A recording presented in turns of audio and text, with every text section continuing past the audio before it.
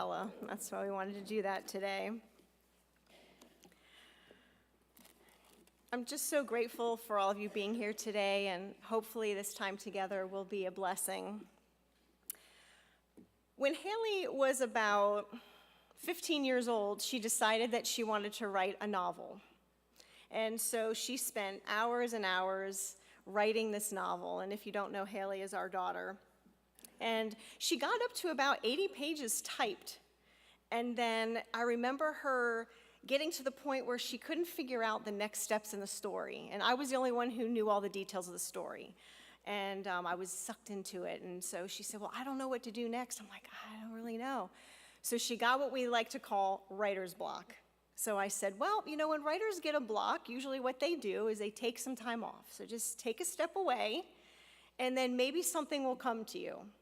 Well, she ended up taking probably a couple of years away from it. You know, life caught up, and she kind of like stepped away for a while. Well, when she came back and got excited about it again, I know what to do. Well, she started reading from the beginning. Well, now she's 2 years older, 2 years wiser, and she saw loopholes. She saw plot details that needed to be changed. The characters in her own mind had changed, because as she grew, the characters in the story kind of naturally wanted to grow as well. And so she realized, I need to go back and rewrite portions of my story. I said, how in the world can you take an 80-page document that's unfinished and just like randomly pick pieces to rewrite? And she was like, oh, it's easy. And I was like, I don't think so. Well, she started doing that, and it was a big task. And where do you think she ended up again? Writer's block. So she put it to the side again. Well, now she's 20 years old. Very recently, she decided, I want to keep writing that book. So she went back, started rereading it again. This time, she realized, I need a total rewrite. Page 1, blank document, a total rewrite of this story. I mean, that is a lot of work. And when I was thinking about that, I was thinking about, wouldn't that be nice if we didn't like how the story of our life was going, we could just maybe have a rewrite? You know, we would want to maybe change some of the decisions. We would want to maybe go back and fix some of the plot twists. Maybe we would want to come back to the story and fix some of the character conflict that was going on in the story of our lives. I'll come back to my story when the plot starts back to rising action, right? Not in the midst of the turmoil. But most of us may want to say, wait a minute. This story has way too many issues. There's no way I can fix it. The story of my life is just too much. I'm going to get a new notebook. I'm going to get a brand new pen, and I'm going to start at the beginning, and I am not going to make the same mistakes I made in the first draft. If only we could do that. And while that might be enticing to do as we sit here today with the unfinished story of our lives, we recognize that we don't get to edit our life story, and we don't get to rewrite it either. And then when we get in those dark places of the soul, which we find ourselves over the years, sometimes we decide to take matters into our own hands. And though we can't edit or restart our story, we start ripping out pages of our story. We crumple them up, we throw them in the trash, maybe we stick them in a drawer. We rip out pages that record loss of life, loss of love, devastation, uncertainty, sadness, doubt, illness, anxiety, and the list goes on. We try to take control of our story, leaving only within the covers the things that we want in it. Now, what I want you to do for a minute is imagine something you have read. It could be a book, a magazine, maybe your favorite song. Maybe it's a letter that someone wrote to you. And I want you to imagine that without your knowing, someone came and started changing it. Took out some of the lyrics, ripped out a few pages, did their own kind of edits to it and then gave it back to you and you started reading it, would you notice those changes? Yeah. Would you find the same joy in that story or that song or that magazine that you did before someone did those edits? My favorite story in the Old Testament is the story of Jonah.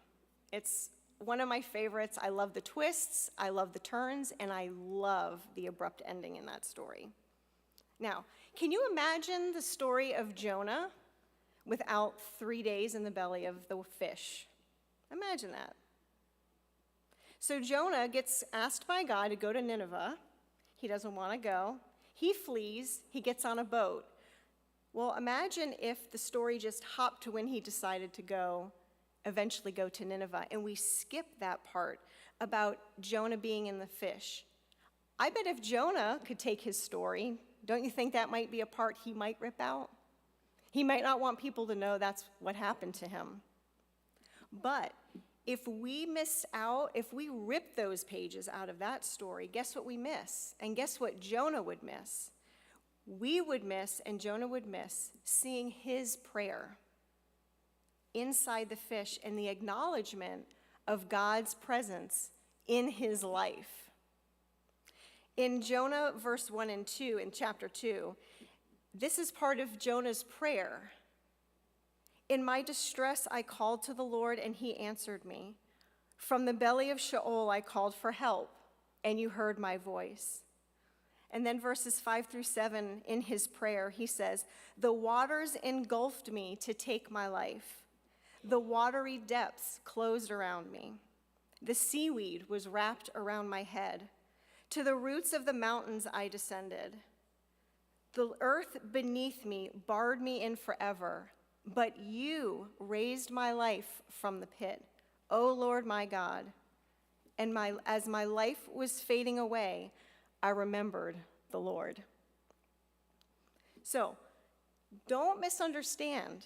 I'm not trying to say that life would be boring without the trials and the sorrows, or that Jonah's story wouldn't be better if you actually listened to God the first time. But the reality is that we all wish for a life without pain. And I bet that Jonah did too. But I want us to recognize that we cannot rewrite the past. And we can't figure out things too far in the future either. Hebrews 12 reminds us that God is the author and finisher and perfecter of our faith. So could it be that when we rip out those pages with the parts of our life that we don't want, that we are also ripping out the very place where our eventual realization of God's love and presence is in our lives? The thing is, we forget about that when ripping out pages, it doesn't actually erase the story. It just makes it harder to understand. So if Jonah were to rip out the middle and we were to read it, we'd be like, well, what happened? It seems like something happened somewhere. What happened to that middle section? Oh, yeah, I don't want to talk about that. I got swallowed by a fish. And I was in there for a few days, and that's when I realized what I needed to do. Losing pages here and there devalues the author's intent, God's intent in writing our story, of carefully placing every word, every twist and turn in its perfect place, so that when the reader, us, finally gets to that final word of life, we think, oh, now I get it. It doesn't mean we enjoy the book. Sometimes we read things that we don't like. It doesn't mean that we love the whole process of our life story, but it does acknowledge that we acknowledge the author's purpose, God's purpose. Today, I want to challenge us to think about what it means for our story of life and how it's being written as we go. I want to challenge us to stop ripping out the pages, the places that are hard that we don't want to deal with.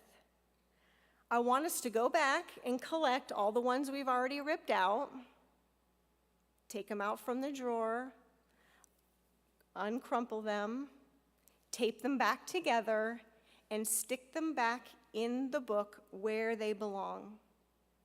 I want to challenge us all to take these themes of Advent that we use with the candles to represent also, of God's hope, of God's peace, of God's joy, and God's life to flood the pages of our life story. And lastly, I want to challenge us to let the author write the story. Hebrews 12, 1-2 says, "Wherefore, seeing we are compassed by so great a cloud of witnesses, let us lay aside every weight and the sin which doth so easily entangle us, and let us run with patience the race that is set before us, looking unto Jesus, the author and finisher of our faith." God is the author of your story.